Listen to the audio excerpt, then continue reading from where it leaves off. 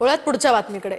मराठ्यांविरोधात दंगल करा असे कान फुंकले गेले, तसंच जरांगे पाटील म्हणालेत, दंगल झाल्यास फडणवीस जबाबदार असतील, तर फडणवीसांचा अपमान म्हणजे महाराष्ट्राचा अपमान असं उत्तर यावर लक्ष्मण हाकेंनी दिलंय। जरांगेंनी त्यांच्या पात्रतेनुसार बोलावं असंही हाके म्हणाले। देवेंद्र फडणवीस जाणून बुजून मराठ्यांचे नेते संपवायला लागलाय। आमचा कैलवास नाही, तुम्ही सावध व्हा।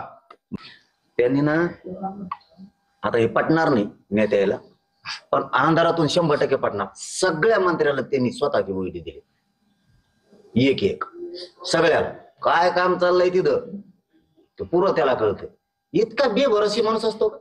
तुझ्या पक्षात आलेत ना ते आता, तरी तू वैडी तुला एक एक, म्हणजे किती आतल्या गाठीचा माणूस आहे देवेंद्र फडणवीस बघा।